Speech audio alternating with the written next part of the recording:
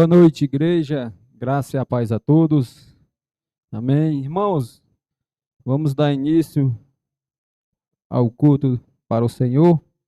Vamos abrir a palavra de Deus. Vamos ficar de pé para que a gente possa ler a palavra de Deus com reverência.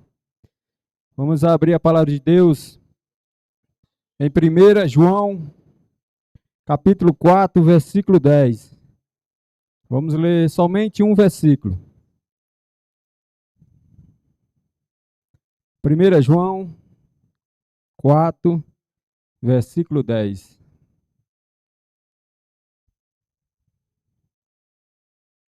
Amém? Encontraram?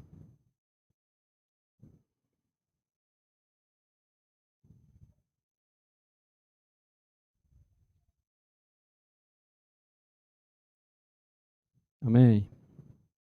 A palavra de Deus fala: nisto consiste o amor, não em que nós temos amado a Deus, mas em que Ele nos amou e enviou seu Filho como propiciação pelos nossos pecados. Amém, irmãos? Vamos se assentar? Irmãos, o amor de Deus não depende do nosso mérito, mas da graça soberana do nosso Deus, né? Em 1 João 4,10, aprendemos que Deus tomou a iniciativa de nos amar, né? Quando ainda éramos pecadores, Deus ele enviou Cristo como sacrifício pelos nossos pecados na cruz, né? Vimos que a salvação é obra exclusiva de Deus, né? Diante desse amor, dessa grandeza tão profunda, que nós possamos buscar a viver em gratidão, irmãos. Nós possamos buscar a viver em amor e obediência ao Senhor. Então, nesse momento, vamos ter um momento de oração, para que nós possamos falar com Deus e agradecer a Ele, né?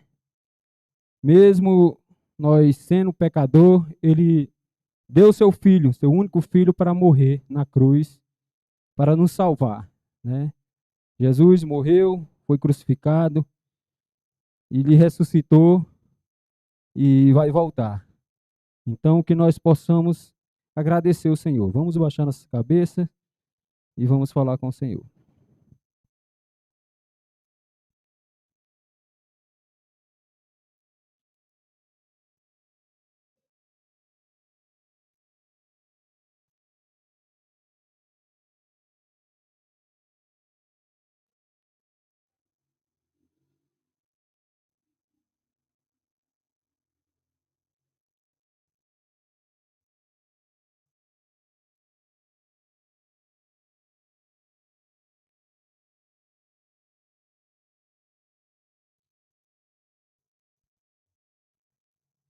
Senhor Deus, Pai amado, querido, Pai, gratidão, Senhor, ao Senhor. Gratidão, Senhor, porque o Senhor enviou seu Filho amado, Senhor. Enviou seu Filho para nos salvar, nos resgatar da morte, a morte espiritual, que nós possamos buscar todos os dias a ser grato, Senhor. Ser grato ao Senhor, Pai. Mesmo sem merecermos, mesmo merecendo a morte, o Senhor nos salvou. E hoje, através do Senhor Jesus Cristo, nós somos chamados filhos de Deus, Pai. Obrigado, Senhor. Obrigado por tudo, Senhor.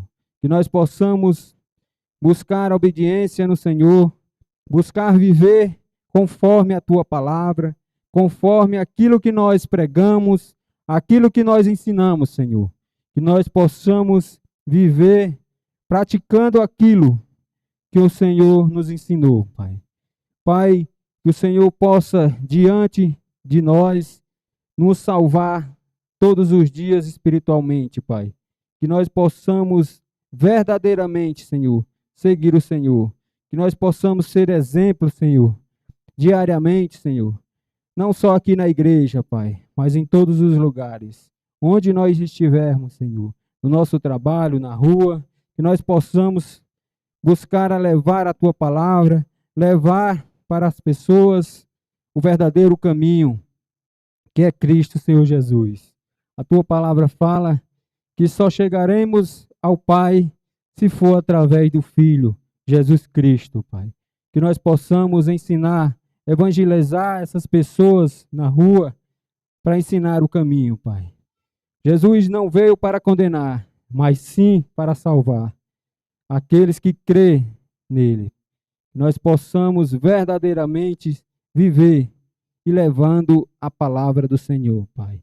Pai, obrigado, Senhor, pelo pão de cada dia. Obrigado, Senhor, pela saúde, pela paz que o Senhor nos dá, Senhor. Pela alegria, Senhor, que o Senhor nos dá de nós estarmos aqui te louvando, engrandecendo, exaltando, proclamando o teu evangelho, Pai. Pai, cuida, Senhor.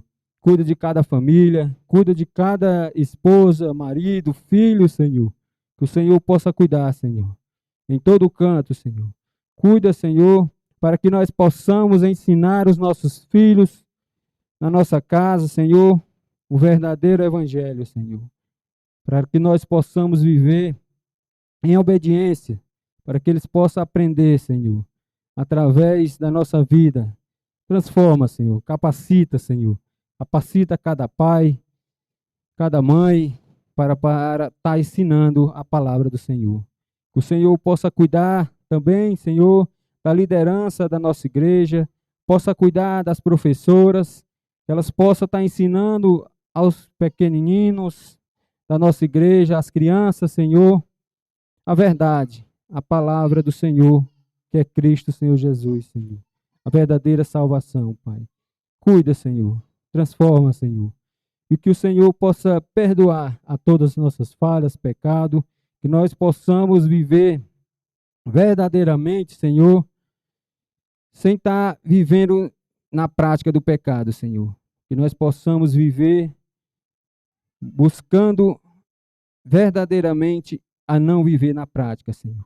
Que o pecado na nossa vida seja uma falha, um acidente, Senhor. E que nós possamos nos arrepender verdadeiramente todos os dias, Senhor. Pai, também eu oro pela vida, Senhor, da nossa irmã Conceição, Senhor. Que o Senhor possa cuidar da vida dela.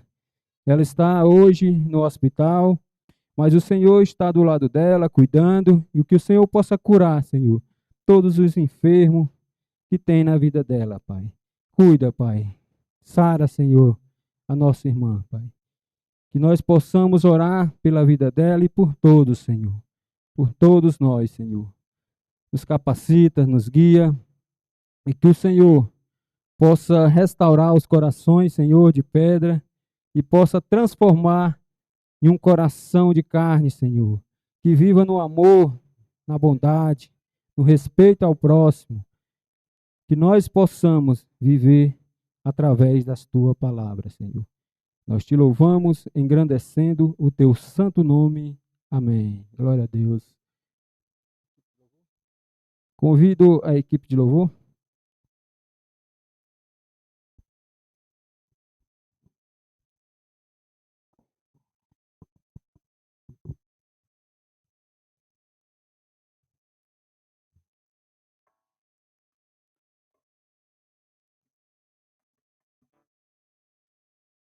Boa noite, amada igreja. Vamos nos colocar de pé, vamos louvar ao Senhor com alegria nessa noite. É o primeiro louvor da noite. Então, que a gente possa se concentrar em render a nossa melhor adoração a Ele. Amém?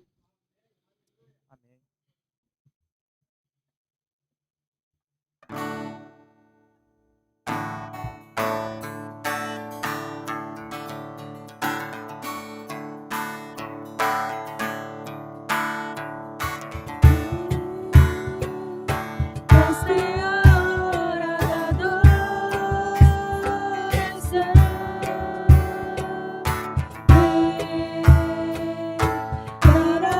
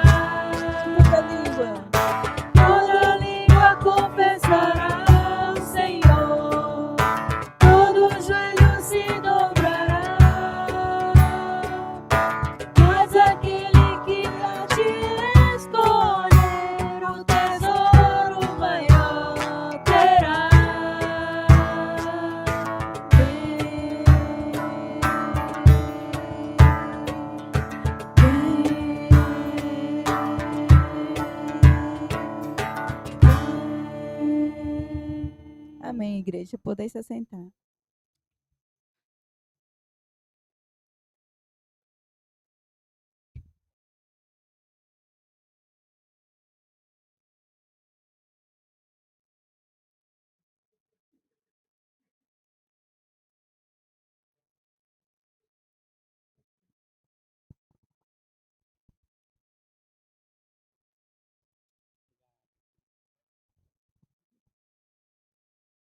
Boa noite, meus queridos. Saudamos a todos com a graça e a paz do nosso Senhor Jesus. Amém, amados? Estamos felizes? Aleluia. Louvado seja nosso bom Deus. Meus queridos, dando início ao nosso culto de louvor e adoração a esse Deus grandioso e maravilhoso ao qual nós servimos. Só pelo fato de estarmos aqui é motivo de agradecermos ao nosso bom Deus. Só pelo fato de termos esse local de culto é motivo para estarmos agradecendo ao nosso bom Deus. Hoje, domingo, dia do Senhor, quando o povo de Deus se reúne ao redor deste mundo grandioso que nosso bom Deus criou para adorá-lo, para cultuá-lo. Nós estamos aqui nesta noite e nós queremos fazer isso com muito amor, com muito carinho, com muita alegria, cultuar a esse Deus maravilhoso. Vamos agradecer ao nosso bom Deus. Vamos colocar os nossos corações no altar do nosso bom Deus para agradecer, meus queridos, pelo fato de estarmos aqui, pelo fato de termos esse local de culto, pelo fato de termos essa liberdade de culto. Vamos agradecer ao nosso bom Deus. Amém, amados? Agora nós queremos motivos maiores para agradecer. Nós temos. Veja, quando nós vamos lá na primeira carta do apóstolo João, no capítulo 5, no verso 13, o que é que João vai dizer? Ele vai dizer: estas coisas vos escrevi a fim de saberdes que tendes a vida eterna. A fim de saberdes que tendes a vida eterna. Meus queridos, quer um motivo maior do que isso para agradecer a Deus? Você tem a vida eterna. Você crê nisso, meu amado? Que você tem a vida eterna? Que você vai estar no lar celestial desfrutando da presença gloriosa do nosso bom Deus? Porque veja, para quem que João está falando isso? Para quem João está dizendo isso? Ele conclui esse verso 13 do capítulo 5 dizendo: a vós outros que credes em o nome do Filho de Deus.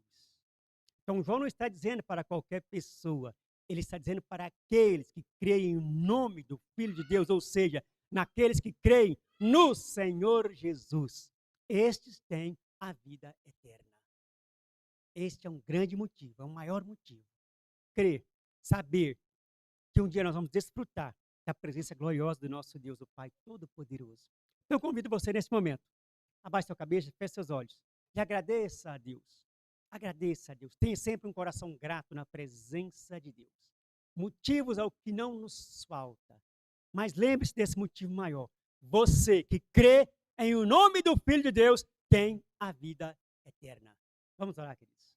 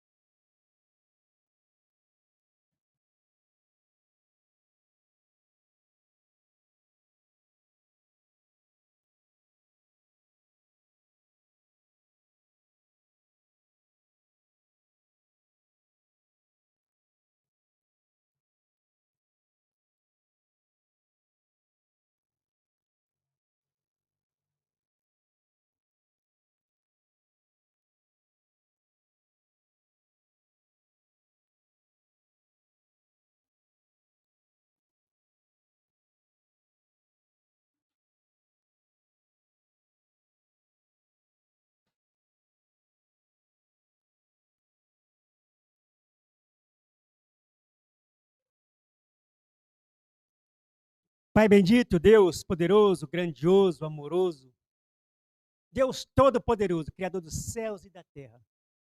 Como é precioso, Pai amado, poder desfrutar da comunhão dos santos. Como é precioso ter esse local de culto, onde nós podemos nos reunir como teu povo, como família do Senhor, para te prestar um culto de louvor, adoração, te engrandecer. Como é precioso, Pai amado.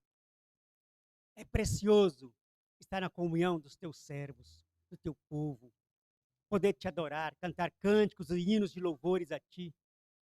Como é precioso, Pai amado, quando nós sabemos que um dia o teu Filho amado, Senhor Jesus, naquela cruz, se entregou por amor a nós. Derramou seu precioso sangue em favor de cada um de nós. Como é precioso sabermos que nós temos a vida eterna. A vida eterna na tua presença. A vida eterna, quando nós, então, poderemos ver o nosso Senhor Jesus face a face. Quando nós poderemos, então, tocar o seu rosto. Isso é precioso, Pai amado. E nós te somos gratos por isso. Muito obrigado. Nós colocamos o nosso coração no teu altar. Um coração de gratidão. Muito obrigado. Muito obrigado. Essa é a nossa palavra neste momento. Motivos de gratidão não nos faltam. Nós agradecemos pelo pão diário, pela saúde, pelo trabalho que nós temos. Nós te agradecemos pelas nossas famílias. Muito obrigado. Muito obrigado. Mas o motivo maior é a vida eterna, é a salvação em Cristo Jesus. Muito obrigado. Louvado e exaltado, Pai bendito, seja o teu santo nome hoje e sempre, Pai amado. Muito obrigado. E é em nome dele que nós te louvamos. É em nome dele que nós te agradecemos. O teu Filho amado, o nosso Senhor, Salvador e Redentor. Amém, Senhor Deus. Aleluia. Amém, amados. Estamos acordados, meus queridos? Acorda aí, não dorme não. Só estamos começando. Vamos cantar com o nosso Ministério de Louvor?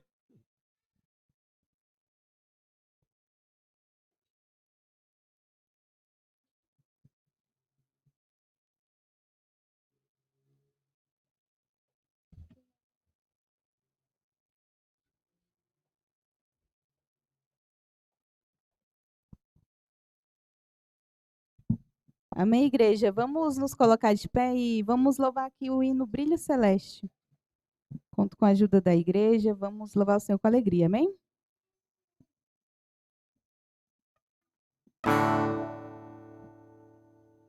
Peregrinando por sobre os montes e pelos vales, sempre na luz, Cristo promete nunca deixar-me. Eis-me convosco, disse Jesus. Brilho celeste,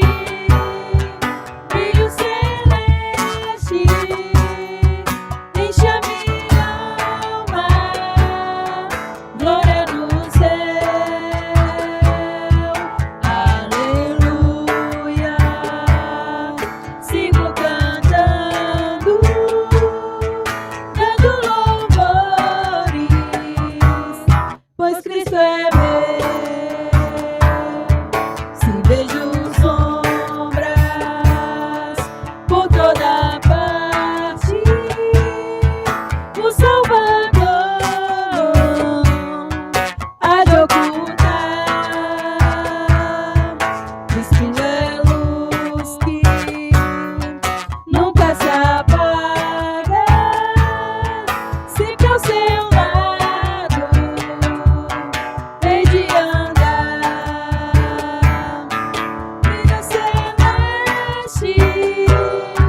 Brilho celeste, enche a minha alma, glória no céu, aleluia. Sigo cantando, dando louvores, pois Cristo é meu. A luz bendita me vai guiando em meu caminho para a mansão, mais e mais perto, seguindo o Mestre,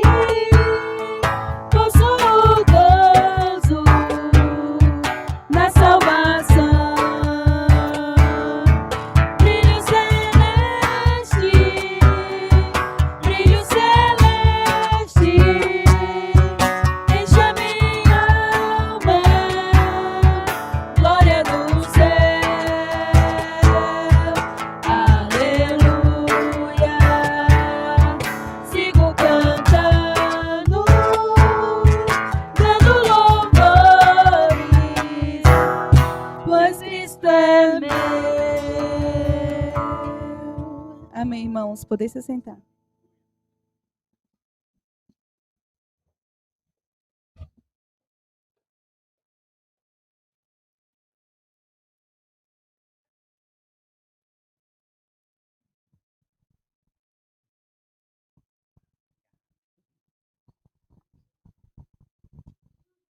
Meus queridos, no Salmo 51, um salmo de Davi, o contexto desse salmo foi quando Davi pecou com Betseba e o profeta Natan esteve diante dele, falando para ele dos seus pecados.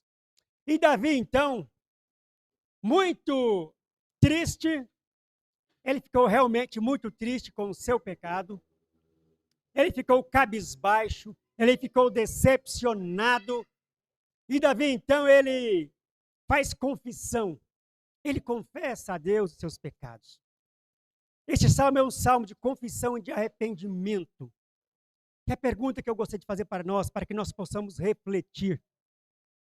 Quando você realmente peca, aquele pecado consciente, você sabe que pecou, você fica triste?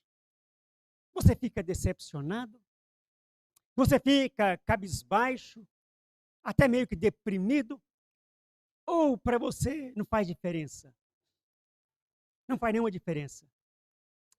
Veja, para Davi, tudo isso fazia muita diferença, porque ele ficou profundamente triste, desiludido, cabisbaixo com o seu pecado, apontado pelo profeta Natan. Apontado pelo profeta Natan. Quando nós pecamos, meus queridos, nós também deveríamos nos sentir assim, tristes, chateados, contrariados, porque nós pecamos. Quando nós vamos ali no verso 12 do Salmo 51, Davi vai dizer: restitui-me a alegria da salvação. Ele tinha perdido até a alegria da salvação. Tamanha era a sua tristeza e sua decepção por causa dos seus pecados. Perdeu aquele brilho em seus olhos da salvação. Então ele diz: restitui-me, Senhor, a alegria da salvação. Eu quero voltar a ter alegria, a ter prazer. Eu quero voltar a pular, meus olhos brilharem por causa dessa salvação. Dá-me essa alegria, dá-me esse prazer. Porque ele estava realmente muito decepcionado. Eu convido você, meu querido, eu convido você a orar neste momento. Oração de confissão de pecado. Mas não simplesmente confessar. Confessar e se arrepender dos seus pecados. Confessar e se arrepender. E diga para o Senhor: restitui-me a alegria da salvação. Eu quero voltar a ser alegre. Se é que de fato o seu pecado te faz ficar triste. Se é que de fato isso faz diferença na sua vida. Se é que de fato você fica decepcionado quando você peca.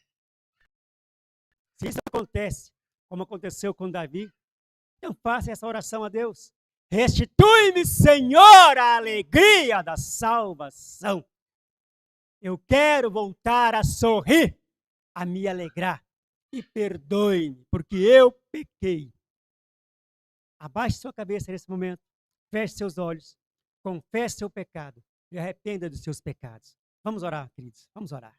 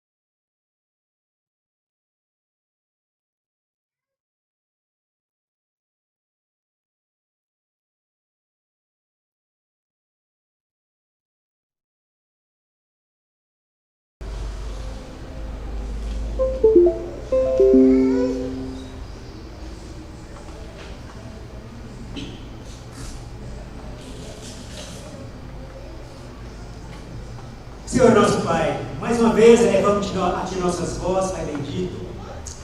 Quando estamos aqui na Tua casa, reunidos com o Teu povo, e neste momento, Pai amado, nós queremos colocar diante de Ti as nossas vidas, os nossos corações. Queremos derramar no Teu altar os nossos corações, para estar suplicando o Teu perdão sobre as nossas vidas, Pai. Aquilo que nós temos feito, que não agrada a Ti, aquilo que nos incomoda, aquilo que não está de acordo com a Tua vontade soberana, de acordo com a Tua palavra, que é a verdade. Nós cremos e sabemos que mesmo transformados, regenerados, nós ainda pecamos, porque nós ainda temos uma inclinação para o mal, uma inclinação para o pecado. Mas a Tua palavra nos deixa de maneira clara que nós devemos confessar, que nós devemos nos arrepender, que o nosso Deus Todo-Poderoso, Ele é fiel e justo para nos perdoar.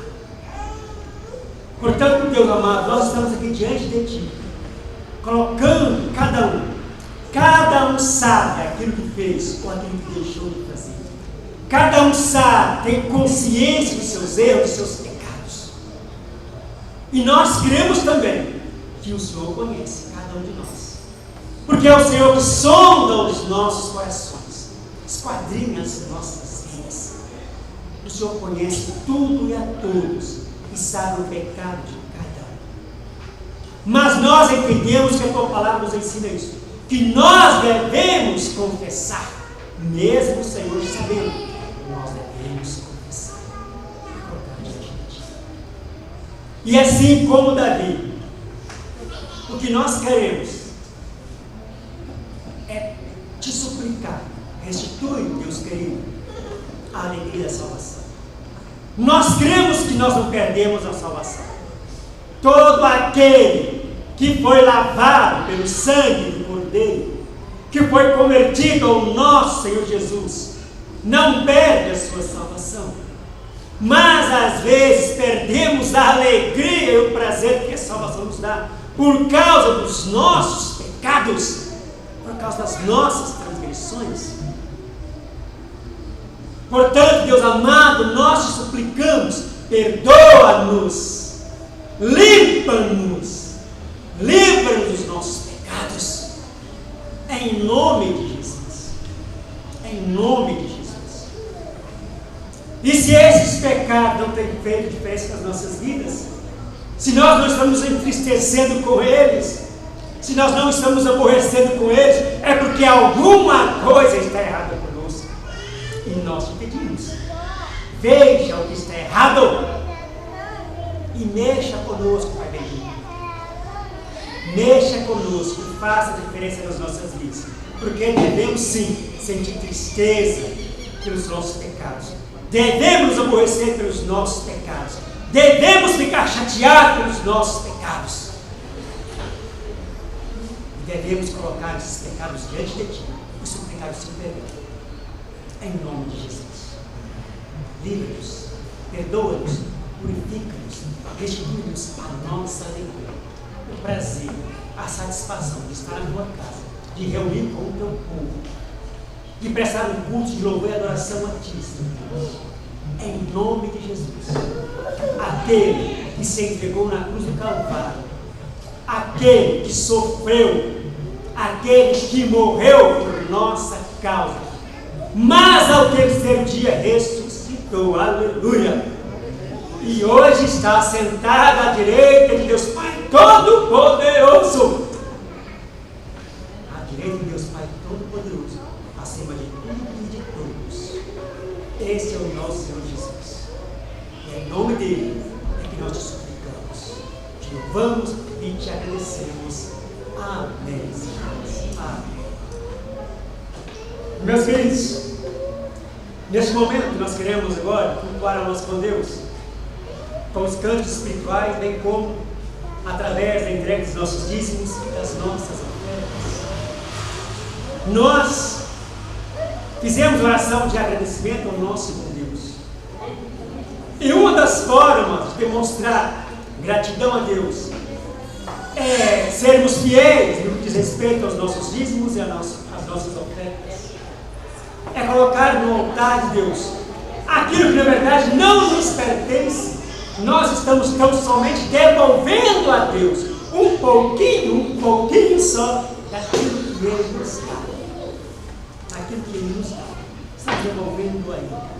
E esta é uma das formas de mostrar a nossa gratidão ao nosso bom Deus, à sua graça. Portanto, eu convido vocês comigo a cultuar a Deus, a adorar a Deus, através dos cânticos e através da entrega de seus dízimos e de suas ofertas. Crendo que tudo é sim para louvá-lo e para agradecer. Crendo que tudo é para a obra do reino do nosso Deus Pai Todo-Poderoso. Amém, amados? Amém. Aleluia. Adoremos ao nosso bom Deus. Amém, queridos? Vamos ficar de pé. Vamos louvar ao Senhor. Lá em Romanos 8:35 nos questiona: Quem nos separará do amor de Cristo? Mas um pouquinho antes, nessa mesma passagem, ela cita que Deus não poupou o seu único filho. E isso é sinal, isso é um grande sinal de amor, porque por merecimento. Mas em seguida tem vários questionamentos. O que nos separará do amor de Cristo? Será a tribulação? Tudo que passamos, será que vai nos separar do amor de Cristo? Não. Ele vai dizer que nem potestades e uma série de outras coisas. Por quê? Porque Deus nos amou. Ele entregou o seu Filho por nós, por mim, por você. E é por isso que estamos aqui, para adorá-lo. Não por merecimento, mas é para adorá-lo ao Senhor. E é isso que nós vamos fazer.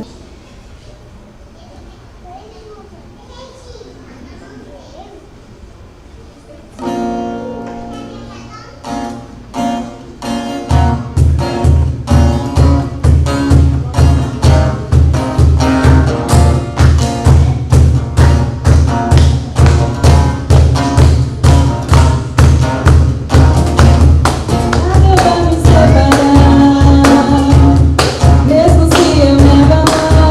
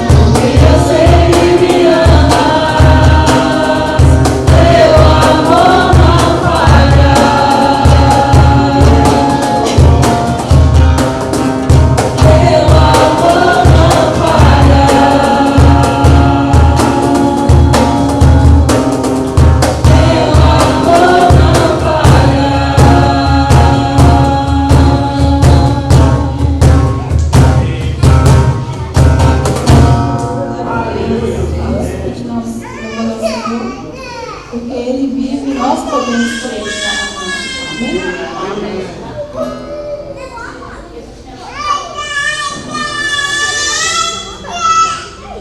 Deus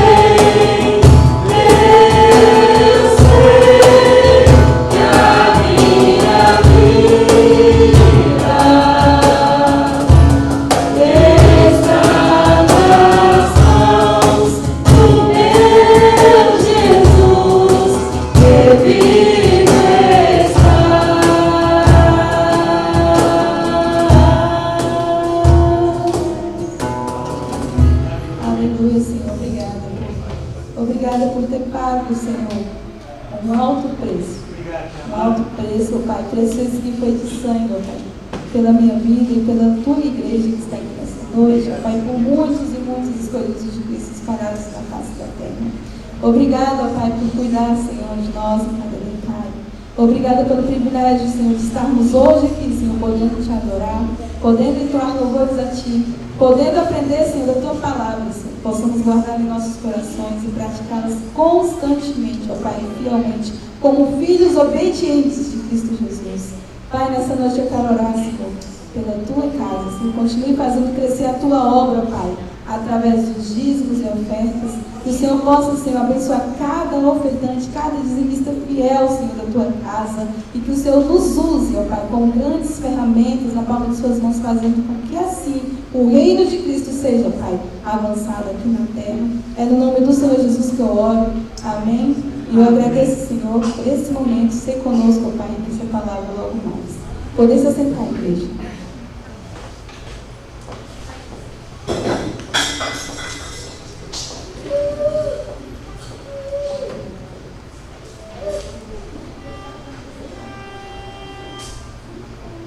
Meus queridos, como é bom, como é precioso poder cultuar o nosso bom Deus. Amém, amados? Amém. E nós queremos então convidar as nossas crianças, até que idade de 10 anos, né? 10. Até 10 anos, para que venham aqui à frente, para que possamos orar por elas. As nossas crianças até 10 anos. Venham, meninos e meninas, venham aqui. Até 10 anos, nós vamos orar por elas. Meus queridos, nós queremos aproveitar esse momento e dizer o seguinte: quando nós tiramos as nossas crianças até 10 anos do templo, o objetivo não é simplesmente tirar as crianças, porque elas porventura às vezes vêm conversar, vão incomodar. Não, o objetivo não é esse. O objetivo é que elas venham a ter um momento ali com a mensagem adequada na linguagem delas, para que elas possam entender melhor. Este é o objetivo. E por que apenas até 10 anos? Porque nós cremos que aqueles pré-adolescentes de 11 anos acima já têm condições de entender a mensagem aqui. Já são capazes de compreender aquilo que é transmitido aqui. Portanto, que nós separamos apenas até 10 anos. E existem algumas igrejas, por aí, meus amados, que não separam as crianças. Ficam todas no templo. Ficam todas no templo. E o que eles dizem é exatamente isso.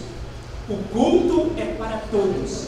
Crianças, adolescentes, pré-adolescentes e jovens e adultos. O culto é para todos. E para que as crianças já vão aprender e desenvolver desde já a ficar no templo e a prestar atenção no culto.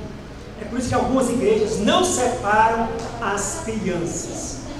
Mas nós entendemos que é melhor separar até essa idade, para que eles possam ter uma mensagem adequada na linguagem delas.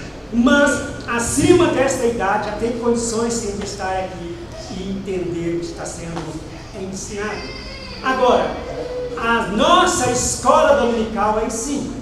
A escola dominical tem classe para todas as faixas etárias, que divide-se na escola dominical. Portanto, nós convidamos a todos, venham para a escola dominical e tragam as suas crianças para a escola dominical. Mas o culto é para todos. Amém, amados? Estamos entendendo isso, sim ou não? Sim. Está devagar, mas está muito devagar. Como é que é? Sim ou não? Sim! Aleluia! Amém. Vamos parar. Quem vai ficar com as crianças hoje? Quem vai ficar com as crianças? Luciane e a irmã Fátima? Oh, glória! Eu vou pedir a irmã Fátima que vocês orem pelas crianças. Vamos lá.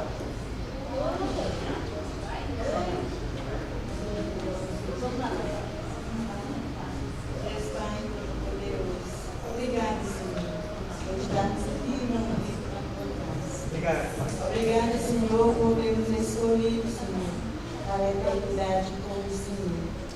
Que o Senhor venha abençoar toda a nossa igreja. Aqueles que estão presentes e aqueles que não estão. Que o Senhor abençoe cada um. Que o Senhor Jesus venha abençoar essas crianças. Amém, Senhor. Para que elas cresçam dentro do Evangelho.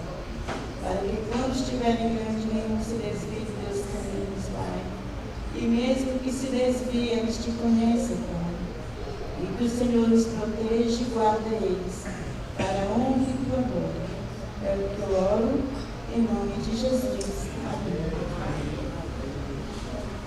E em paz, meus pequenos. Meu pão querido, chega mais aqui. Agora eu convido você que está aqui para ficar bem quietinho, nada de ficar se movimentando e prestar bem atenção, porque agora é hora da palavra lida e proclamada. Vamos ouvir a mensagem da parte do nosso bom Deus para os nossos corações nesta noite. Então, como nosso querido irmão Lucas, que vem aqui, nós iremos orar para o nosso querido irmão e dar a palavra do nosso Deus. Vamos orar, meus queridos? Pai bendito, eis aqui o teu servo. A nossa oração neste momento é que ele seja um instrumento em tuas mãos, para falar tão somente aquilo que vem de ti aos nossos corações. Capacita-nos a te ouvir, capacita-nos a prestar atenção, e que o teu Espírito Santo age de forma poderosa em nossas vidas, para que possamos entender a tua palavra, a tua mensagem. Que o teu Espírito Santo age de forma poderosa na vida do teu servo, para que ele possa fazer uma mensagem poderosa, ungida da tua parte, para a honra e glória do teu santo nome, hoje e sempre, em nome de Jesus, teu filho amado. Amém. Aleluia.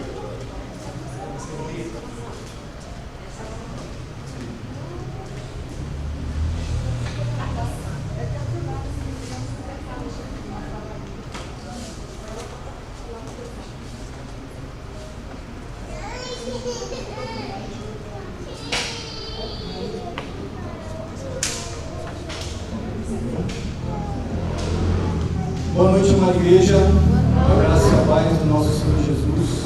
Amém. Meus irmãos, que alegria.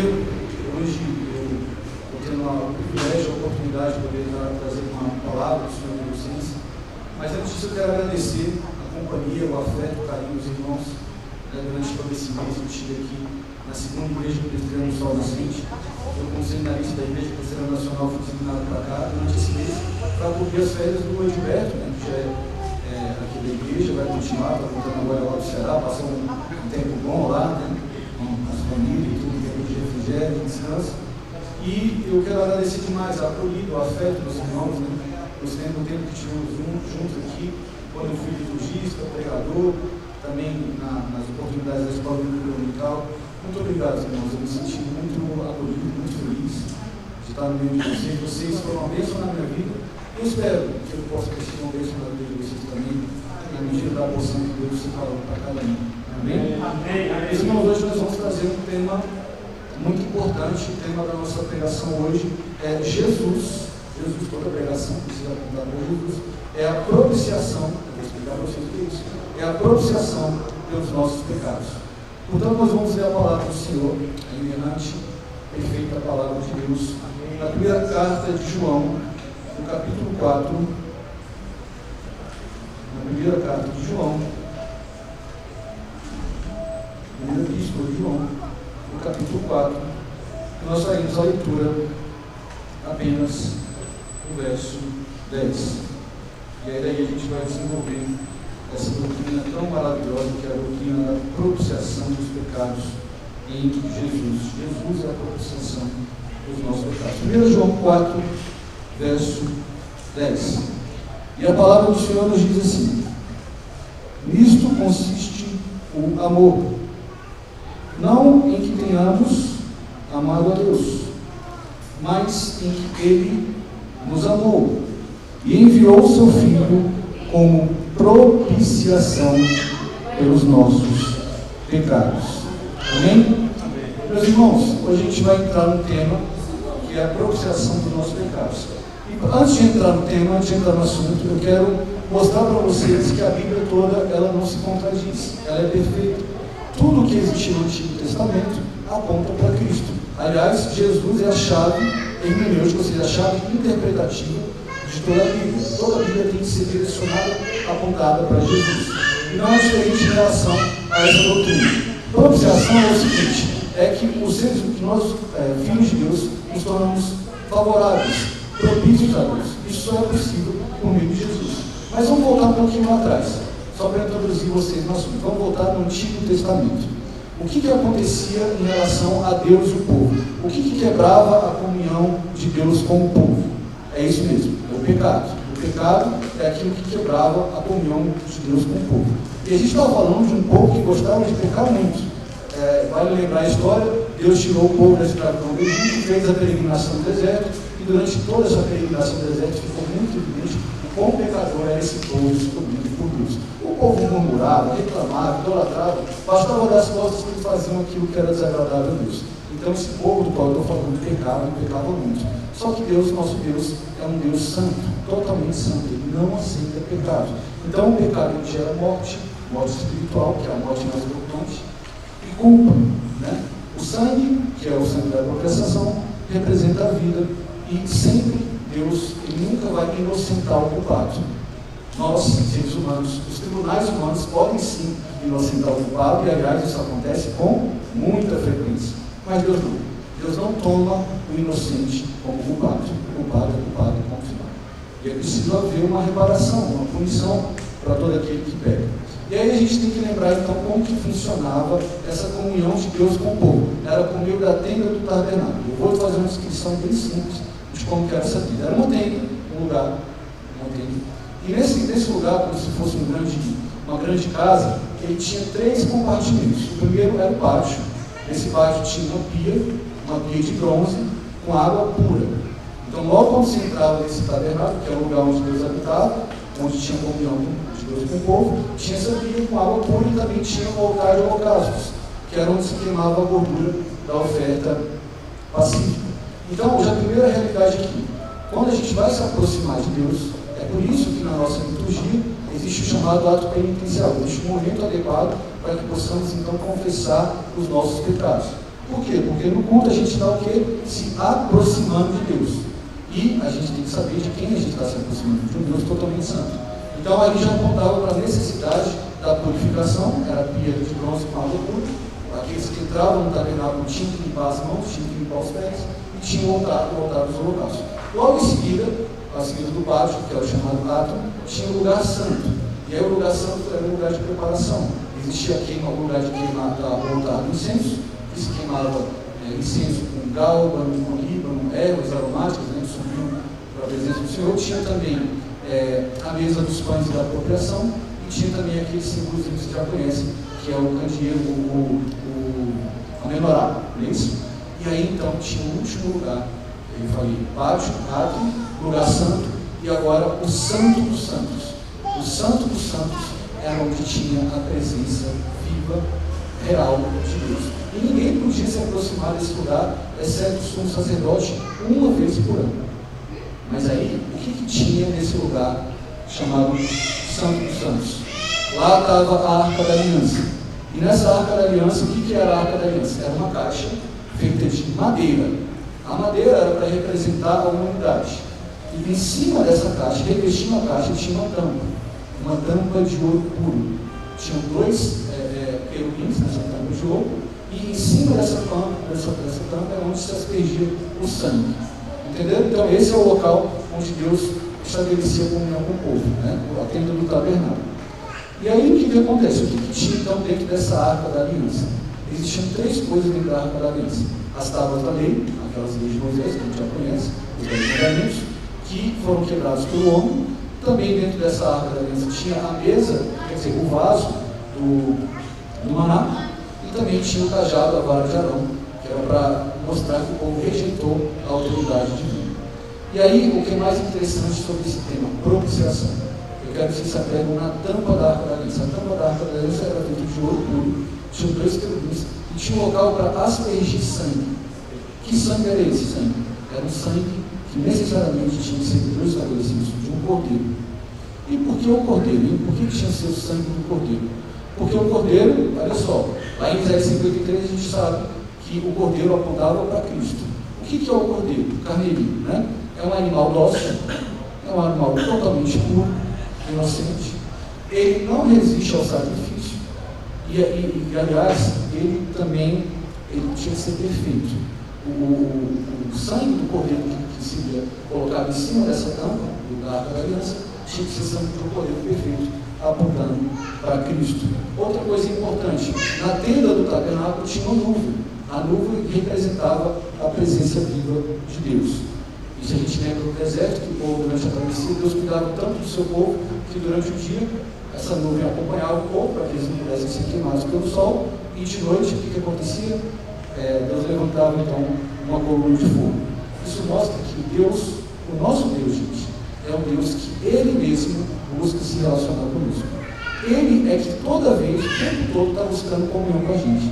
Uma coisa que a gente precisa assumir é o seguinte: o homem naturalmente rejeita Deus. Nós não queremos comunhão com Deus, mas o que traz conforto e alegria para o nosso coração é que temos um Deus que nos busca, que busca ter comunhão, que busca ter relacionamento conosco. E a verdade que a gente precisa assumir é de que toda iniciativa de comunhão com Deus não parte do ser humano, parte dele mesmo. É o que a gente leu aqui, em 1 João capítulo 4, verso 10. Nisto consiste o amor, não em que tenhamos amado a Deus, mas em que Ele nos amou e enviou o seu Filho como propiciação. E a gente declara nas nossas canções que Ele nos amou primeiro. E essa é uma verdade maravilhosa. Amém? Uma vez por ano, então, para você entender o que era a propiciação no Antigo Testamento. A gente já entendeu o que era a tenda do tabernáculo, entendeu qual era o animal, né, do sangue, que devia ser aspergido no altar, a nuvem que cobriu o povo, então aí tinha o dia do perdão. E até hoje o povo judeu tem esse ritual, que é o ritual do Yom Kippur, que acontece uma vez por ano, mas lá no Antigo Testamento faz o seguinte: o sumo sacerdote ele tinha que se purificar, ou seja, toda vez que a gente vai se achegar, a gente precisa se purificar, confessar os nossos pecados. Ele se sacrificava para ele mesmo, ele pegava o sangue do cordeiro, esse cordeiro que eu falei, puro, dócil, que aponta para Jesus, perfeito, aspergia o sangue em cima da Arca da Aliança, em cima do pilastério, do propiciatório, que era essa tampa de ouro, e depois saía. Quando ele saía, então, significava que Deus aceitou o sacrifício. E aí o que acontece? Deus, a nuvem representava Deus, Deus lá em cima, olhando todo o povo. A Arca da Aliança ela é composta da seguinte forma: uma caixa de madeira, tem um pilastério, e lembra que eu falei das tábuas ali? As tábuas ali ficavam embaixo. E o pilastério, o propiciatório, ficava em cima. É porque Deus, quando olhasse de cima para baixo, ele não poderia ver outra coisa que não fosse o sacrifício. Esse é um apontamento em relação ao sacrifício de Jesus. A propiciação, meus irmãos, é uma doutrina fundamental. Ela se refere ao sacrifício de Jesus na cruz, que aplacou essa inimizade de Deus conosco. Não se trata só de resolver o problema uma vez ou outra. Se trata de resolver o problema de uma vez por todas. A propiciação, portanto, meus irmãos, é fruto do decreto soberano de Deus. Ela não é uma possibilidade, ela é totalmente eficaz. Ela não é subjetiva, ela é objetiva. Ela é realizada plenamente, definitivamente, por Jesus Cristo, nosso Senhor. É a obra substitutiva de Jesus na cruz do Calvário, em nosso lugar. Não é um conceito abstrato, meus irmãos. É a paz de Deus se fazendo presente nas nossas vidas através de Jesus. Onde não há essa propiciação, há inimizade, não há comunhão com Deus. Onde há propiciação, há reconciliação, há segurança e vida eterna. Amém? Todos esses sacrifícios, a lei de Deus, o poste do maná, o cajado de Arão, a nuvem do tabernáculo, tudo isso apontava para Jesus. Então vamos aqui trabalhar em 3 verdades para a gente poder avançar e aplicar para as nossas vidas. Primeira verdade que eu quero trazer aos irmãos: a propiciação revela o amor de um Deus que toma a iniciativa para salvar pecadores. O que isso significa? A gente viu aqui na palavra do Senhor. O que João afirma? O amor verdadeiro não nasce no homem. O amor verdadeiro, portanto, nasce em Deus. Ou seja, meus irmãos, uma verdade que a gente precisa trazer no nosso coração: Deus ele não reage a nós. Deus não reage ao arrependimento. O amor de Jesus é derramado na cruz por iniciativa de Jesus, iniciativa do próprio Deus. Lá em Efésios 2, capítulo 1, mostra que a nossa incapacidade, nós estamos mortos em nossos delitos e nossos pecados. Ou seja, a gente não tem condição de agradar a Deus por conta das nossas obras. Deus prova o amor dele, e é isso que diz lá em Romanos 5:8, quando ele morreu por nós, quando ainda éramos pecadores. Ou seja, a morte de Jesus, ela não se aplica para depois, ela se aplica para antes. Isso traz um consolo, não sei para os irmãos, mas para mim, é um consolo muito grande para o meu coração. Porque o envio do Filho, ele antecede qualquer resposta. Deus não depende da reação humana para fazer alguma coisa. Deus não depende de nada. Ele ama porque ele quer amar. Ele fez porque amou. Porque ele é o puro amor. Imagina se Deus reagisse a cada atitude nossa. Né? Uma vez eu estava conversando com um pastor amigo meu, e ele falando assim: se Deus é Pai, Ele é maravilhoso, o quanto de amor, o quanto de paciência que Ele tem conosco. Imagina se Deus reagisse a cada atitude errada que nós cometemos. A cada vez que a gente faz alguma coisa de errado, Deus fosse lá e reagir. Deus não é reativo como ser humano. Ele é eterno, Ele é soberano, Ele não muda, Ele não é suscetível à variação. Em Deus não há uma variação nem sombra de mudança. Então, o pacto que Ele estabeleceu, a morte vicária de Jesus na cruz, é algo definitivo, é algo eterno. A gente afirma que o homem natural é inimigo de Deus. O presbítero Jairo falou isso logo mais cedo. Então, é por isso que Ele nos amou antes da fundação do mundo. É por isso que nós somos salvos por obras. Não por obras, meus irmãos, mas por pura graça divina. E aí, o que a gente pensa? Que o sacrifício de Jesus, se a propiciação, se essa resolução do problema de Deus conosco dependesse de mim, não haveria esperança. Porque desde o Antigo Testamento, Deus está apontando que, como Ele é perfeito, e quando se viola a lei dele, como a lei dele é perfeita, para que haja a remoção da culpa, precisa ter um sacrifício perfeito. Um sacrifício perfeito. Quem mais poderia fazer o sacrifício perfeito se não fosse Jesus? Ele não pecou. Ele é o Cordeiro de Deus. Quando Jesus é apresentado em João capítulo 1, o que se diz a respeito dele? Quando João Batista fala a respeito de Jesus, o que se diz a respeito de Jesus? Eis o Cordeiro de Deus que tira o pecado do mundo. Ele é o único sacrifício perfeito. Ele é o único capaz de nos reconciliar com Deus. E aí, meus irmãos, eu quero também trazer uma verdade que deixa meu coração em casa vivo. Nós não precisamos nos tornar dignos, porque muita gente não vem para a igreja, não se aproxima de Deus, ou então escuta a verdade do Evangelho e rejeita, porque ela pensa o seguinte: eu não sou digno. Deixa eu contar uma coisa para vocês. Nós não precisamos nos tornar dignos para sermos amados por Deus. Nós já somos amados por Deus desde a eternidade. Cristo, Ele veio pelos indignos, é o puro pelos impuros, é aquele que foi perfeito por aquele que é imperfeito, aquele que pode todas as coisas por limitados como nós. Então, Cristo já veio pelos indignos, Cristo já veio pelos doentes. Deixa eu falar uma coisa para vocês. Nós não perdemos toda a dignidade. O pecado, ele manchou a nossa dignidade substancialmente, mas ainda temos dignidade. Mas sabe quem restaura completamente a nossa dignidade diante de Deus? É Jesus. Ele é o exemplo máximo de amor que alguém poderia dar. Em João capítulo 15, verso 13, Jesus nos chama de amigos. E aí ele fala o seguinte para os seus discípulos: quem poderia dar maior amor do que aquele que dá a sua vida para os seus amigos? Jesus nos chama de amigos.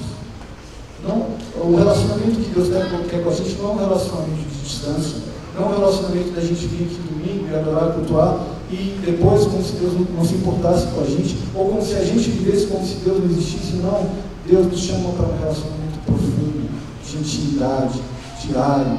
É por isso que no Pai Nosso se dá a ideia do pão nosso de cada dia. Deus, hoje nós falamos sobre oração. Deus quer que a gente peça a provisão dele todos os dias. É no caminhar da dependência diária. A gente precisa do Senhor. Ele busca se relacionar conosco. Então nós não precisamos nos tornar nada para sermos aceitos e amados por Deus. Ele já é tudo e é Ele que vai transformar o nosso ser, o nosso viver. É Ele que vai restaurar a nossa dignidade por completo. É Ele que vai fazer-nos andar no vivo e novo caminho que Ele separou para nós desde a eternidade. Isso, meus irmãos, traz algo maravilhoso para nós. Quando a gente entende que o sacrifício já foi feito, que a culpa já foi removida, a gente não é mais ansioso. A gente entende que Jesus é a propiciação. Ele é o sacrifício perfeito. E ela foi feita e não estava condicionada a nada. Ela foi feita porque Deus nos amou. E aí é claro que Deus tem expectativas de que agora, uma vez que a gente entende o amor derramado nele na cruz, que a gente seja obediente. Mas ela não foi feita por causa da obediência, porque nós não seríamos capazes de obedecer. A gente se torna capaz de obedecer na medida em que Cristo vive em nós. É só através dessa união com Cristo, que também foi uma doutrina trazida aqui, maravilhosamente pelo nosso presbítero Jair, que podemos obedecer a Deus. E aí, meus irmãos, como diz lá em Atos 2,38, em 2 Coríntios também, eis que tudo se faz novo nas nossas vidas. Nós já agora somos novas criaturas. E todas as coisas velhas ficam para trás. Deus, Ele nos perdoa de todos os pecados. Ele lança no mar do esquecimento tudo aquilo de ruim que a gente já fez. E agora Ele tem um novo caminho para nós. E agora Ele é o nosso advogado, como diz o mesmo João. Filhinhos, se porventura se pecar, né? Não peca, mas se porventura pecar, se lembre, vocês têm um advogado. O pecado para nós tem que ser um acidente, tem que ser algo desagradável, tem que ser algo que incomoda o nosso coração. Mas nós admitimos aqui que temos ensinado, todo crente irá pecar. Porque a Bíblia afirma que aquele que diz que não tem pecado é mentiroso. Então, nós sabemos que vamos pecar. Mas agora nós temos um advogado. Mas agora nós temos paz com Deus. Porque quando Deus olha de cima para baixo, Ele não vê a nossa. Ele vê o sacrifício de Jesus na cruz. Ele vê a nossa vida revestida por esse Cristo que entregou tudo em nosso lugar. E se Ele entregou tudo em nosso lugar, por que não entregar o nosso coração a Ele? Amém?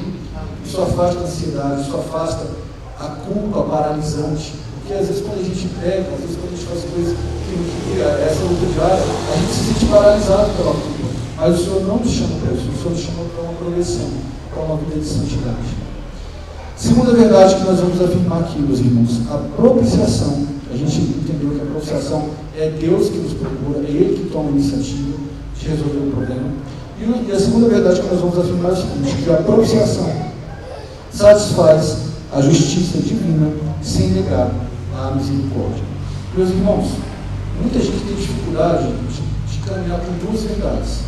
Ou muita gente só se apega com a verdade que Deus é justo, Ele tem que fazer e tal, aquela pregação muito forte de que se você não se arrepender dos seus pecados, você vai para o inferno, e esquece o outro lado, que Deus é amoroso, que Deus estende as mãos dele para nos perdoar, mas também existe o outro lado.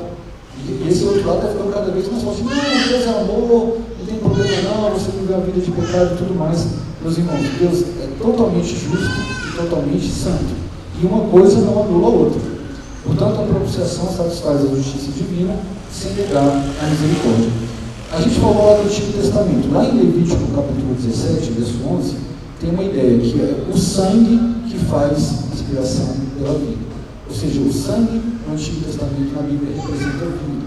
Quando a gente fala que o sangue de Jesus nos lavou, não é uma transfusão de sangue, não é porque o sangue está vindo derramando em cima da gente. Não, o significado aqui é que Jesus, que Deus está trazendo uma nova vida para a gente. Amém? Em Hebreus capítulo 9, verso 22, traz uma realidade chocante aqui para a gente. Né? A palavra de Deus nos ensina em Hebreus 9, 22 o seguinte: sem derramamento de sangue não há remissão. Então, meus irmãos, diferente do que alguns ensinam, se esquecem de complementar, a cruz não é só uma demonstração de amor, mas é a satisfação da justiça divina. Deus, por ser totalmente santo, Ele não tolera o pecado, e algo precisa ser feito para que a justiça seja feita. Quando a gente pensa na justiça de Deus, ela não é, de novo, eu bato no ponto, ela não é como a justiça humana, ela não é falha, ela não tem arestas. A justiça de Deus, ela é perfeita. Uns dizem que ela tarda, mas não falha, enfim. Muita gente fala sobre a justiça de Deus, mas a justiça de Deus, ela necessariamente precisa ser satisfeita e ela é perfeita. Lá em Isaías 53, avançando um pouco mais aqui nessa doutrina, Isaías 53, do verso 5 ao verso 6. Isso aqui eu falei para alguns irmãos, para vocês entenderem que, para que a gente pudesse ter paz com Deus, algo precisava ser feito, que seria um castigo. E é claro que essa ideia de castigo, de justiça, deixa a gente um pouquinho apavorado. A gente vai trazer paz no nosso coração em relação a isso, porque muita gente diz assim: olha, eu tenho dificuldade de acreditar no Deus de vocês, crentes evangélicos, porque eu comecei a ler aqui no Antigo Testamento, esse Deus de vocês é um Deus muito irado, um Deus muito bravo. E aí, para você mostrar para a pessoa que a ira de Deus é uma ira santa, né, que a justiça de Deus é perfeita, aí você tem que sentar e conversar, tem que mostrar Cristo. Porque se ela só pegar algumas passagens do Antigo Testamento, realmente é um pouquinho assustador. Olha o que diz em Isaías capítulo 53, é um texto clássico, né, versos 5 e 6. Mas ele foi traspassado pelas nossas transgressões e moído pelas nossas iniquidades. O castigo que nos traz a paz estava sobre ele, e pelas suas pisaduras fomos sarados. Todos nós andávamos desgarrados como as ovelhas, cada um se desviava pelo caminho, mas o Senhor fez cair sobre ele a iniquidade de nós todos. Aqui tem algumas verdades. A Bíblia chama, Isaías chama a enfermidade, muita gente interpreta errado, quando vai declarar para, isso acontece em muitos outros meios, olha, ele levou sobre si todas as nossas enfermidades. por isso eu rejeito, eu cancelo, eu digo que eu não aceito essa enfermidade. Quem já ouviu isso aí? Usar esse versículo para dizer que não é possível ter enfermidade, que um crente que fica doente é porque é obra do diabo. Então, não é essa a interpretação de Isaías 53. Aqui Isaías está falando de uma enfermidade chamada pecado. E não existe enfermidade pior na vida de alguém do que o pecado. Porque o pecado é o que traz separação do homem com Deus. E o pecado, quando não tratado, quando não redimido, nos leva à morte eterna. A Bíblia fala que o salário do pecado é a morte. E essa morte que Paulo está falando é a morte eterna, é a separação eterna do homem com Deus. Então essa enfermidade aí, meus irmãos, não é enfermidade do corpo, porque uma das consequências do pecado é justamente a presença de enfermidade, é a presença de mal no mundo. A gente não pode interpretar a Bíblia conforme a nossa cabeça, a Bíblia se explica. Né? Então ele levou sobre si as nossas enfermidades, que significa pecado, que é a pior enfermidade que existe. Então, não há apropriação sem castigo, sem sangue, mas Deus, o que ele fez? Deus é tão maravilhoso que Ele mesmo providenciou o sacrifício.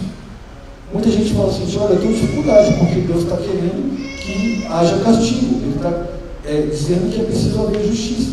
Pois é, ele afirma que tem que ser feita a justiça pelo pecado e que tem que ser feito o castigo. Mas Ele mesmo, o próprio Deus, resolve o problema. Ele é que providencia a solução. Olha só que coisa maravilhosa. Como é que pode acusar de um Deus mau, irado, injusto, perverso, um Deus que o tempo todo é rejeitado, o ser humano se volta contra ele deixa tudo bonitinho na lei, o ser humano quebra a lei, ele dá a provisão, como a gente viu lá no deserto do Maná, o povo murmura, o povo questiona, o povo faz maldade, e mesmo assim, sem iniciativa nenhuma humana, Deus vem e providencia tudo. Não há cruz sem a ira satisfeita. Meus irmãos, o salário do pecado é a morte. Então, a cruz ensina para a gente a gravidade do pecado. O pecado ele custou sangue.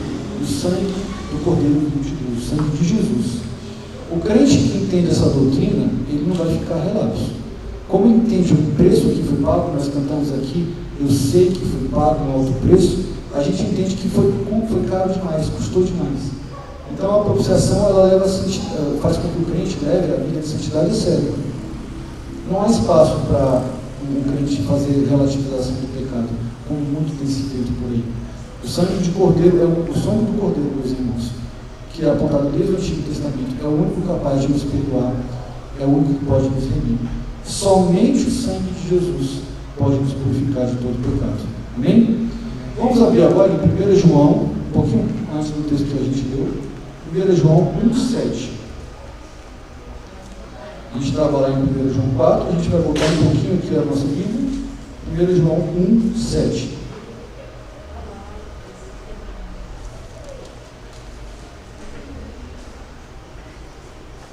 E a palavra do Senhor diz o seguinte, lá em 1 João 1,7.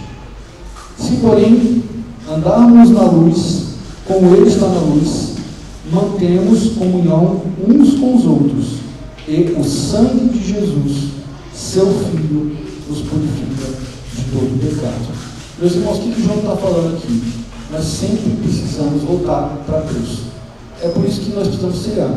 Eu não sei se os irmãos sabem, há pouco tempo atrás, 50, 60 anos atrás, nós ceávamos todo domingo. Eu não sei de onde é que tirou essa ideia de que é pela cultura, né? Da ceia ser uma vez por mês, mas a ceia deveria ser todo culto, porque sempre a gente precisa voltar para a cruz. Sempre a gente precisa voltar para a cruz para entender o sacrifício que foi feito nela em relação aos nossos pecados. Eu preciso sempre confessar o meu pecado, porque Paulo nos dá a instrução de que para participarmos da ceia, antes a gente precisa examinar a gente mesmo, confessar o pecado e se reconciliar com aquele irmão que você arrumou confusão, né? Antes de ofertar, a gente precisa se reconciliar. É necessário sempre voltar para a cruz, é necessário sempre confessar o pecado. E aí, meus irmãos, olha só, nessa passagem que a gente leu, a gente tem ideia de um perdão eterno, do perdão dos pecados do passado, dos pecados do presente, dos pecados do futuro.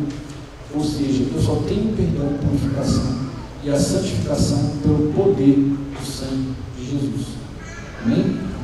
Essa é uma promessa, né, de que o sangue de Jesus, o Filho de Deus, nos purifica de todo o pecado. Portanto, meus irmãos, agora vocês entenderam um pouquinho mais o que é o significado de propiciar. Propiciar é satisfazer a justiça de Deus. E a propiciação não foi oferecida por outro que não seja pelo próprio Deus. Deus é quem resolveu oferecer a propiciação. Tanto é, meus irmãos, que Jesus, na sua jornada, no seu ministério público, e muito confrontado sobre o que ele estava fazendo, qual que era a missão dele, qual que era a principal missão de Jesus, o que ele falava? Que a principal missão dele era agradar e cumprir a vontade do Pai. Né? Então o objetivo de Jesus era agradar a Deus. A gente vê isso claramente lá em Hebreus capítulo 9. Jesus assumiu os nossos pecados, ele morreu por cada um deles em nosso lugar. E o terceiro e última verdade que a gente vai trazer aqui é de que a propiciação ela é totalmente eficaz, ela é definitiva e ela necessariamente vai produzir uma vida transformada. A propiciação é eficaz, é definitiva e produz vida transformada. Cristo é a propiciação e essa verdade eterna aponta para uma obra objetiva, totalmente realizada e eficaz. Lá em Mateus, em Isaías 53, 11, o que diz lá? Que Deus se agradou da obra feita. Olha só, vamos fazer a leitura de Isaías 53, 11. Ou seja, a ideia, meus irmãos, de que o sacrifício de Jesus na cruz, a propiciação pelos nossos pecados, ela já está cumprida, ela não está sendo cumprida. O que está sendo cumprido na nossa vida é a santificação, é a nossa vida se assemelhando cada vez à imagem de Cristo, mas o perdão pelos nossos pecados, a propiciação, ela já aconteceu em um momento único. Olha só o que diz em Isaías 53, verso 11. E aqui está falando de Deus vendo o sacrifício de Jesus, tá? Olha só o que diz em Isaías 53, 11. Ele verá o fruto do penoso trabalho de sua alma e ficará satisfeito. O meu servo, o justo, com o seu conhecimento, justificará a muitos. Percebam que não é todos, a muitos, porque as iniquidades deles levará sobre si. Deus ficou satisfeito com o trabalho feito, com o sacrifício de Jesus na cruz. Se Deus ficou satisfeito, significa dizer que está realizado. Em Mateus capítulo 26, verso 28, vamos dar uma olhada aqui em Mateus 26, 28, para a gente ver que a Bíblia não se contradiz. Ele ficou satisfeito com o seu trabalho. Em Mateus 26, 28, a palavra diz o seguinte: porque isto é o meu sangue, o sangue da nova aliança, de novo, olha, derramado em favor de muitos. Olha muitos aparecendo aqui, não é pouco, não é todos, é muitos, para a remissão dos pecados. Ou seja, num único momento, no derramamento de sangue de Jesus na cruz, ele remiu todos os pecados daqueles que são seus. Amém? Em João capítulo 19, verso 30, existe essa realidade de que o trabalho está realizado, está feito. É a palavra grega tetelestai, ou seja, está consumado. Jesus, pouco antes de morrer, o que diz? Está consumado. Portanto, meus irmãos, a propiciação ela é eficaz, ela é definitiva, é um ato de Jesus que Deus fez na eternidade, decretado na eternidade, realizado em Jesus e que se cumpre nas nossas vidas hoje. Amém? Olha só o que diz em Hebreus capítulo 10, verso 14. Hebreus 10, verso 14. Para a gente afirmar no nosso coração, na nossa vida, de que a propiciação de Jesus ela é definitiva, ela é de uma vez por todas. E ela não vai sendo feita à medida dos nossos atos, das nossas obras. Ela já foi realizada.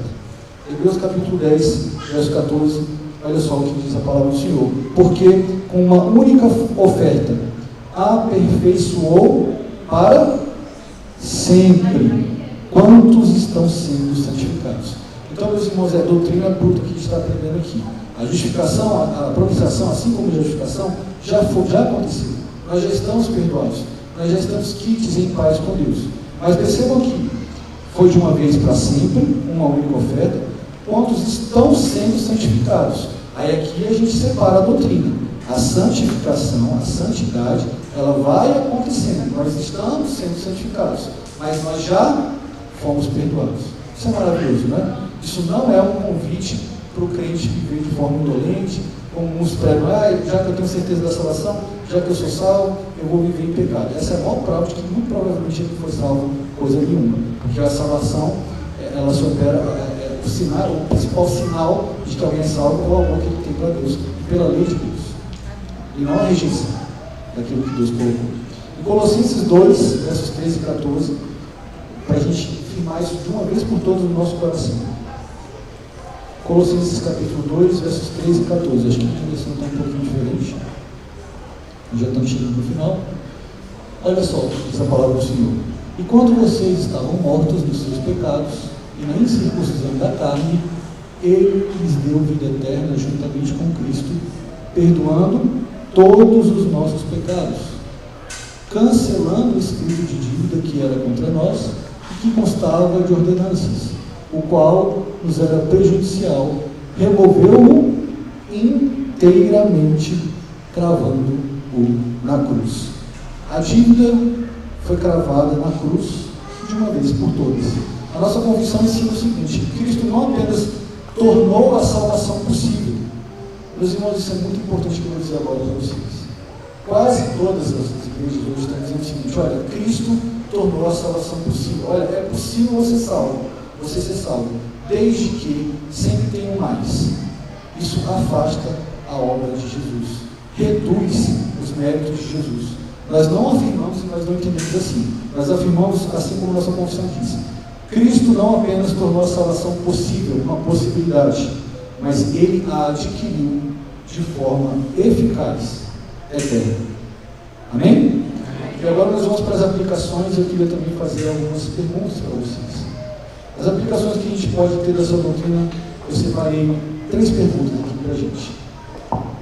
O crente, entendendo essa doutrina, ele começa a viver em obediência, mas em obediência por gratidão por aquilo que foi feito, e não por medo.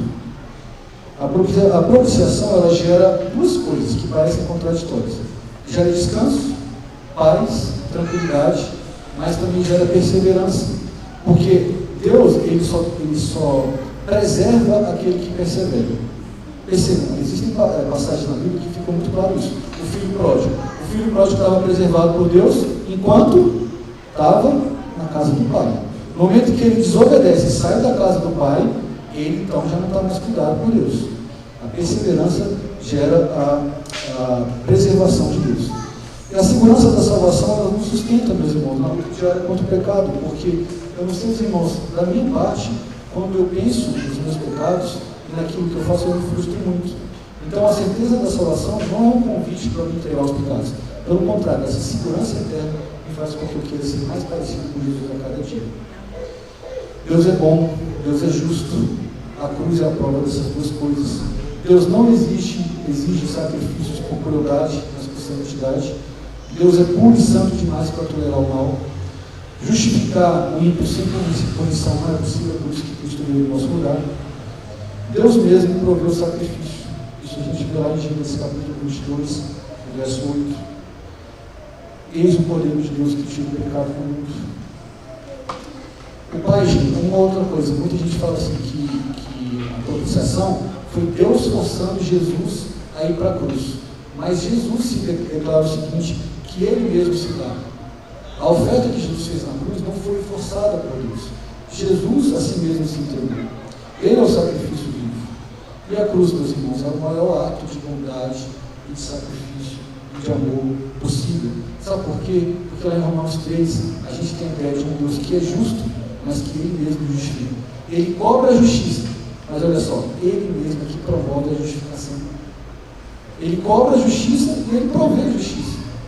Porque em nós não há justiça alguma. Então na cruz, justiça e paz se beijaram.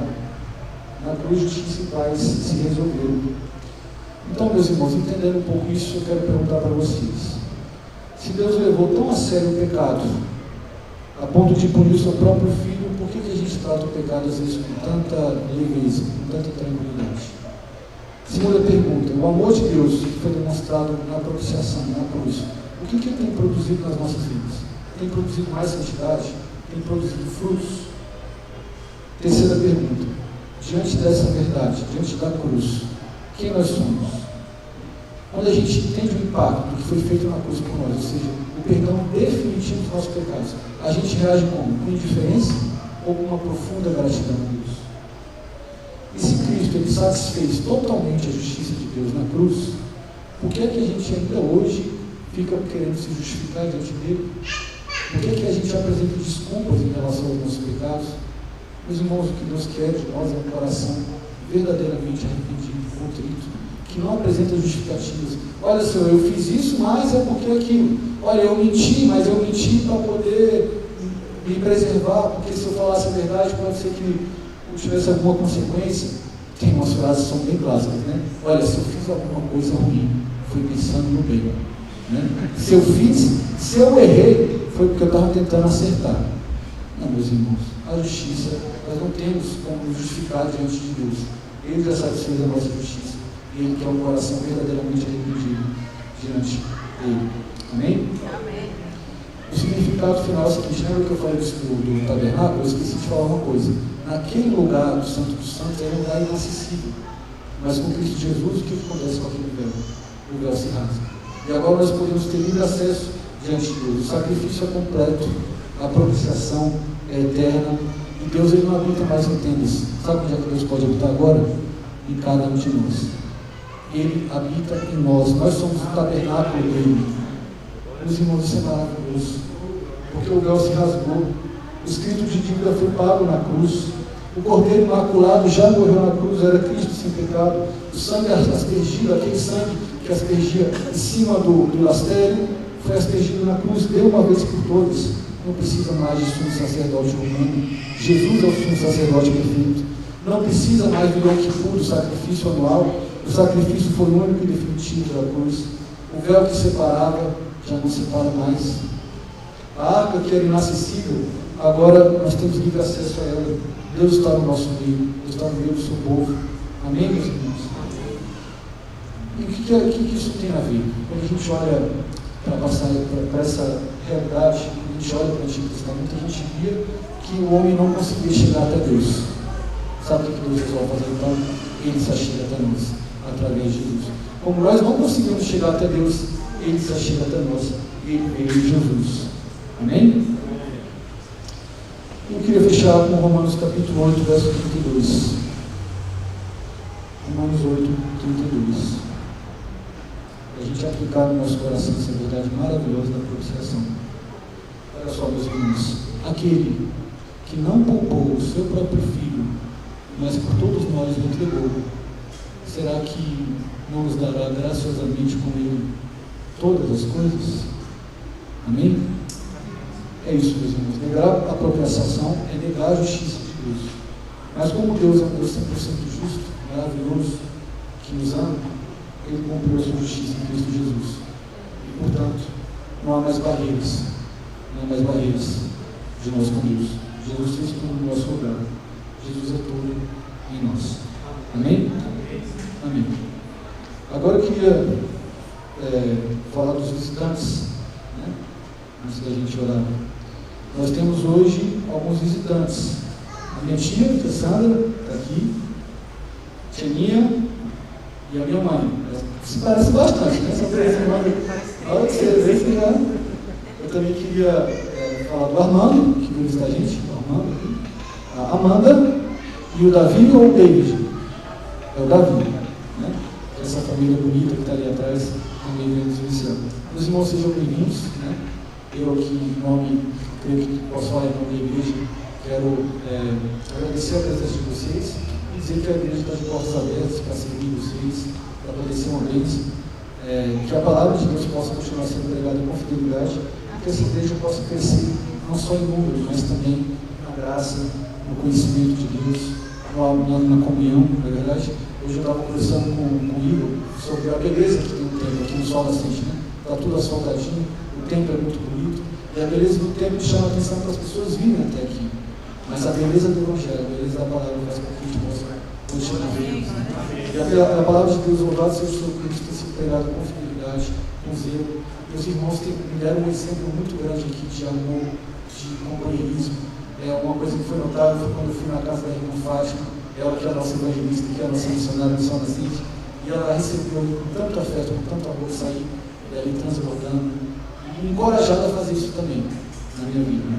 A derramar o amor que foi derramado por nós na cruz, a gente precisa derramar em favor uns dos outros. Esse é um convite nos faz. Amém? Eu queria agradecer muito a presença dos nossos visitantes, que Deus possa abençoar vocês, a família de vocês, cuidar. Amém? E agora, pedir para o Igor para dar os avisos finais. Vai ter um olho hoje, é isso? Vai ter um negócio ali. Vai ter uma lanchinho hoje, pessoal. Não tem isso. Amém, meus irmãos. Deus abençoe. Irmãos, só relembrando nossa programação da semana, no domingo, né, hoje temos escola bíblica, todo domingo às 9 horas, escola bíblica dominical. Temos o culto solene aqui, que começa às 19 horas. Na terça-feira também temos o nosso estudo, e está começando às 19h30.